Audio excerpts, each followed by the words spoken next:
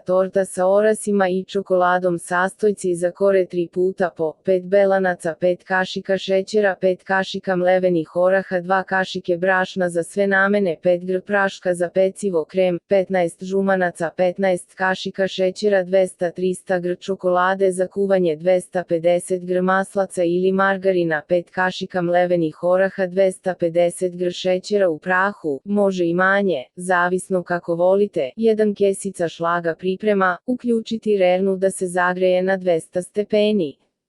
Ulupati penasto belanca pa postepeno dodavati šećer uz mućenje. Kada se dobiju jakšne, pena dodati orahe, brašno i prašak za pecivo i sve lopaticom sjediniti. Okrugli pleh 25 cm pečnika obložiti papirom za pečenje pa istresti masu za koru, poravnati i staviti u rernu da se peče. Kada stavite pleh u rernu smanjite na 180. Kora se peče otprilike 20 minuta zavisno od rerne, treba da bude svetlo braun. Kada ispečete sve 3 kore koje se rade na isti način onda pripremate krem od žumanaca, a kore se hlade.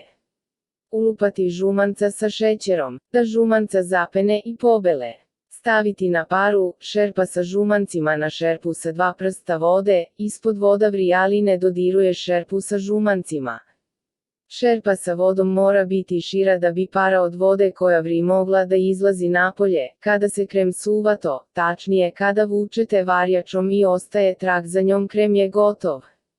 Trag ne treba da bude baš jak jer je krem onda previše skuvan. Gustina tad treba da bude tek nešto gušća od jogurta. Skloniti sa vatre i dodati izlomljenu čokoladu, pa mešati dok se ne otopi. Kada se otopila dodati orahe, opet izmešati i ostaviti da se skroz ohladi, tada će se istegnuti. Ulupati penasto maslac sa šećerom u prahu, maslac ili margarin nisu umućeni ako na žicama od miksera stoje 2 grudve nego je po zidovima posude u kojoj mutite, umućenom maslacu dodati ohlađen krem i sve umutiti. Ulupati i kesicu šlaga. U pleh u kojem ste pekli stavite kesu ili foliju i stavite prvu koru, poprskate je mlekom i nanesete skoro pola fila. Preko pemažete tanko šlag, pa stavite drugu koru i postupak ponovite. Kada stavite treću koru namažete tanko ostatak fila, preklopite kesom ili folijom i ostavite u zamrzivač 2H. Izvadite, bit će sve čvrsto i lepo oblikovano, stavite tortu sa kesom na tacnu i skinete kesu. Nema okretanja nego izvučete samo, bit će jednostavno jer je torta tad tvrda. Odmah je i dekorišete. Torta ne mora da stoji više u frižajderu nego je dovoljno da je ostavite u ostavu. Prijatno! Za najnovije recepte kliknite subscribe, like i zvons, svaki dan najnoviji recepti zato nas zapratite.